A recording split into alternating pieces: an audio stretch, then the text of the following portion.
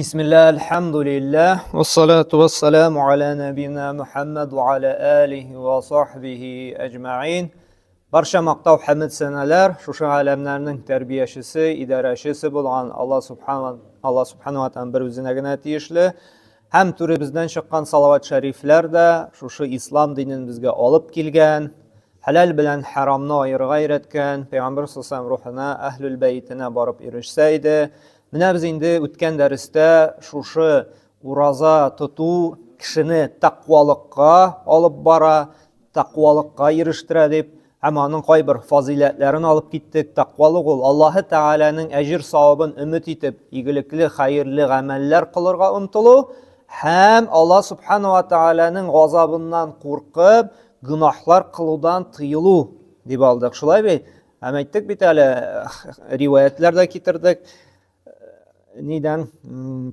Sahabalardan, birer şenişkili jirden barsa, sen nişliysin dedi. Men şuşu şenişkili kalючкаларга basması için bütün ihtibarımını yöneltem, basmasqa tırışam, özüme tencerahati almasqa bar kişimni koyam deyip, şuşu bula ol takvalık deyip, hem şınap da dünyada kişi eğer de Allah'ın gazabına duşar bulası kilmese, abzaklanası kilmese, bu dünyada da hem en korkunç ahirette ol şuşu takvalık sıfatın buldırga tiyir. Demek takvalık ol buldıralgança Allah tıygan günahlardan yirak bulu, hem kişinden kilgençe izgiliklerini arttırı. Hem elhamdülillah şatlandıra kişi Ramazan ayına kırı bilen onun yaxşı yakka özgerişi bulurga tiyir. Eğer de özgerişi bulayken yaxşı yakka, demek bu urazanın maksatı ütele degen söz. Elhamdülillah şatlanabız ime meşitke de Mağarşı yürümeyen kişiler körüne başladı, yürü başladı. Bu yaxşı көрсәткіч. Ne için? Çünkü kişi takvalana. Yani kişinin takvalığı öse. Demek bu ayının kadrin bile. Urazasının maksatı ütele. Çünkü ol ımtıla Allah'ın ecirine. Demek takvalığı öse degen söz. Takvalığı ne? İkinci türlü qadigine kişi tilinde etsek, dindarlık desek de bula. Din tutu desek de bula. Çünkü takvalık şu emirlerini ötev. Hem ele ettik, ala başlaganı kişi takva bulayken Allah-u Teala ona dinde anlav bireşek, düşünü hem hatırını da yaxşılatacak dedik. Şulay bey, deliller de getirdik. Kiminde takva bulayken Allah-u Teala yalgandan doğru yolunu yalgandan ayırı selatin bireşek, dinde anlav bireşek. Hem Bakara suresinden ettik. Vattakullah yuallimukumullah. Takva bulsağız Allah sizni öğretecek dedik. Şulay bey. Hem ettik cennetke kireşek bari tek şuşu Allah'ın emirlerini ötep, günahlarından tıyılgan kişilerine. Eğer de kişi özünçe minlenip yaşayken Allah'ın emirlerine kul siltep, tıygan günahlarından da indi qarab da turmuşu, bütün günahını da kıla, şulay beyt birini izgilik de yok, turmuşunda namazga da urun yuğanın, urazaga da vaqtı yuğanın, zekat biruga da salqın qarı ol, ziyanaga da tışa da ol, qaraqlık da işli ol, ribanı da aşı ol, jabir zulüm da kıla ol. Şunday yaşau revş alıp barayk Allah Teala andılarga cennet yok dey. Cennet dey, kimlerge deydik әле ötken derste aldık, bari tek takva bendelerge gine. Çünkü şuşu uiddet lil muttaqin, şuşu aslarından cennetler, ağa tırgan bakşalar, mengilik, rahatlık deydik kimlerge, əzirləngen bari tek muttaqinlarga, takva bendelerge gine deydi. Hem ettik hakiki oңышқа erişu için de bu dünyada da, ahirette de takvalık gerek dedik. Onun da delilini alıp gittik. Hem bugün biz tuqtalıp kalganıyık, әлі alganıyık, Allah-u Teala takva bendeler bilen bulaşak deyip. Yani dualarına cevap bire, yardım ettik, onu saklayacak dedik. Hem әлі ettik, Allah-u Teala adam balasının digine problemaga yoluqsa da, ulandan çığı yolun birecek dedik. Hem kaldık biz, takvalık bizning şuşu Allah'ın rahmetine, onun rahimligin aluğa bir sebep bulayken. Şunda tuqtaldık biz. Allah subhanahu wa ta'ala ayta: "Vettaqullaha" de Hucurat suresinin 10. ayetinde Нәрсә ди? Ваттақуллаха ди, ләалләкум турхамун ди. Тақва булыгыз ди. Тақва булыгыз ди Аллаһ Тәгалә. Ягъни Аллаһның әмерләрен үтәргә омтылыгыз, һәм ул тыйган бузык, фәхиш, гынаһлы гамәлләрдән ерак торыгыз ди. Шул вакытта ди, сез ди Аллаһның рәхмәтенә ирешерсез ди. Бәлки сез Аллаһның рәхмәтенә ирешерсез ди. Ягъни кеше тақва була икән, намазда укый, уразада тота, закатын да бирә, гынаһлардан да тыела. Но кайбер гынаһларны кылып куя. Ялгыша, онытылып анда, яки кемнәндер куркып булырга мөмкин шулай бит. Чөнки беребез дә фәрештә түгел. Пәйгамбер саллаллаһу алейһи ва саллям Тирмизи җыентында килә торган хәдистә күлли бәни адәм хаттаун ди. Һәрбер адәм баласы хаталы диде. Без хаталанабыз, без тақва булырга тырышсак та, динне алып барып, диндәге кагыйдәләрне үтәргә тырышсак та, без бәрбер хаталанабыз. Бәрбер ялгышабыз. Бәрбер нинди җитешсезлекләр була. Нинди генә диндар, нинди генә тақвалы кеше булмасын, бәрбер ниндидер изян, кимчелек булачак. Әмма асылы тақвалык була икән, асылы шушы Аллаһның әмерен үтәп яшәүдә була икән, һәм тыйган, булдыралганча гынаһларыннан тыелу. Аллаһ Тәгалә бәрбер бу кешегә мәгъфирәтен иңдерәчәк. Бәрбер бу кешегә рәхимле булачак. Ни өчен? Чөнки бәлки шушы тақвалы сәбәпле ди, сез Аллаһның рәхмәтенә ирешерсез ди. Димәк, менә әтияни дә шулай бит инде.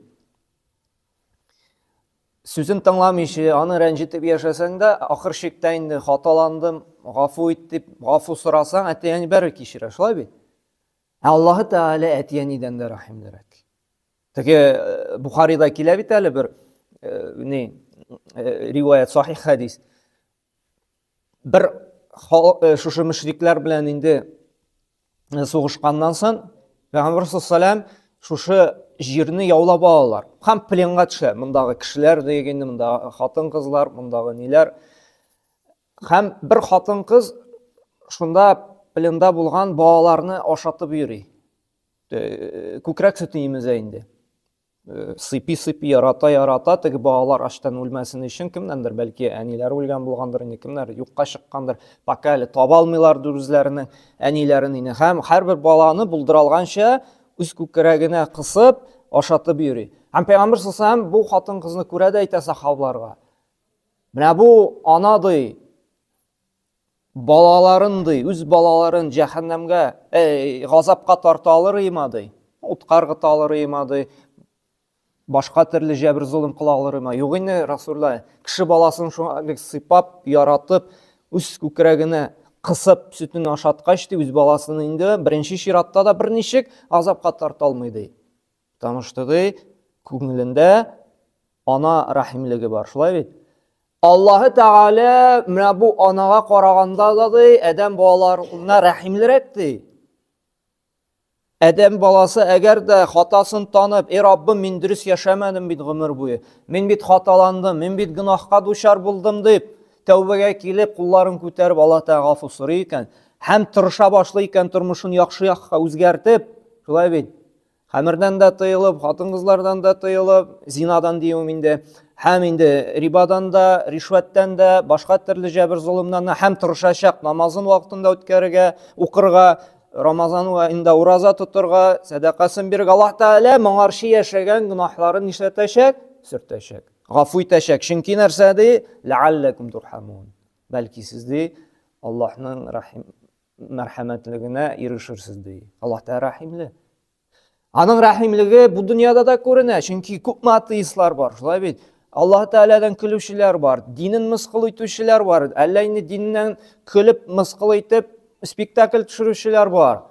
Бирер сиңа Аллаһ, кая ул дип Аллаһ Тәгаләгә сүгеп атучылар бар. Аллаһыңны мин син фәлән итим дип шулай сүгенүчеләр бар.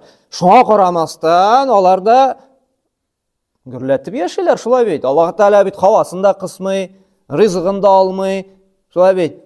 Машинасы да бар, йорты да бар. Ни өчен? Чөнки Аллаһ Тәгалә рәхмән бу дөньяда. Бар җаны ясенә дә Аллаһ Тәгалә рәхимле. Әмма кыямәт көнендә аның рәхимлеге шикләнәчәк, бары тик кемнәргә генә? Тақвалы бәндәләргә генә.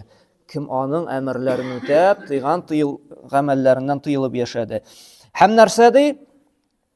Тақвалык ди, бәрәкәт өсти ди кешенең тормышына. Вақытына да, ризығына да, тұрмышына да, балаларына да, кәсібіне де. Міне, кішкене генә малыбыз, кішкене генә хезмәт хақы да жетуін тілейбіз екен. Артық шығымнардан сақлауын, бәрәкәтлі болуын тілейбіз екен. Нәрсе керек? Taqvalık керек. Allah Subhanahu wa Ta'ala A'raf suresinin 96. ayetinde ayta: "Velev enne ehlel kuradi amenu di vettaqav lefetahna aleyhim berakatin mines semai vel ardi." Eğer dedi A'raf suresinin 96. ayetinde eğer de birer jirlikning di halkı di imanға келіпті, hem taqva болып, yani kuşkanların ötep, tıyılganlarından tıyılıp yaşasalardı, biz alarını hiç şiksizdi, alar işindi kök hem jir bereketten de nimet işiklerini aşırıyıqdı. Kökten hem jirden de, kökten şifalı yağmurlar, jirge düşüp türlüden türlü kubitip, yani kırılık bulması yaşılay ben. Türlü riziklar bilen hem başka türlü nimetlerin aşırıydık de. Hem nerse de, lakin de kubisi de imanға kelmedilerdi. Onun emirlerinde ötemedilerdi. Yalğanға sanadılardı. Bugünkü bizden halk şükürlü şulay bit, kim көргені бар әлі, kim netken әлі, birer әлі siğa deyip. Hem şul sebeple de şuşu günahları için biz alardan da gazapqa tutacaqbız dey. Yani bu dünyada da gazabın birəşək, hem ahirette de. Hem әлі, bana 8.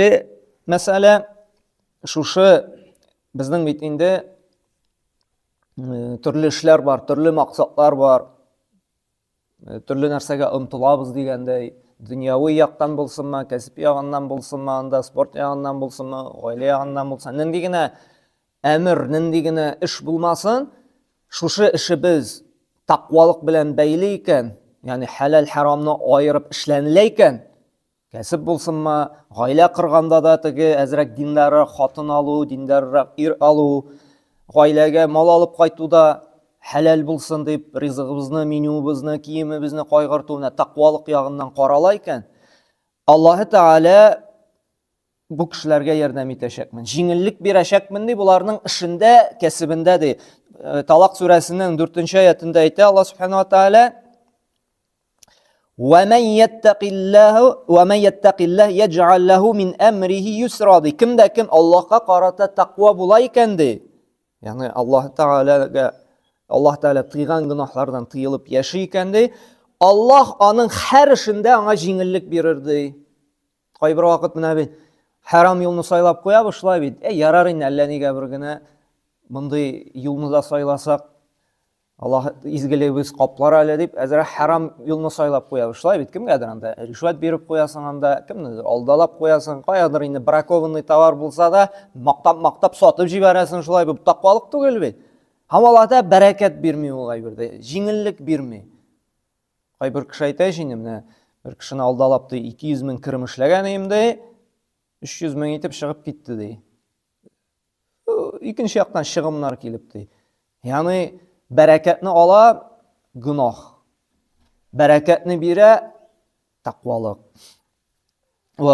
Hem şuna göre bu taqvalık yolun indi tağın bir nərsəsi Allah Teala yarata taqvalı bəndələrini. Kimdə kim taqva bulup taqvalığın üstürüge tırışayken her gün sayın namaz okuy başladı. Məsələn, namazga bastı. 2 namaz okuy başladı. Ertəngini yəstüyünə qaybir kişi namazga şulay kirə. Bu şulayıq taqvalıqның bir kürsətkişi.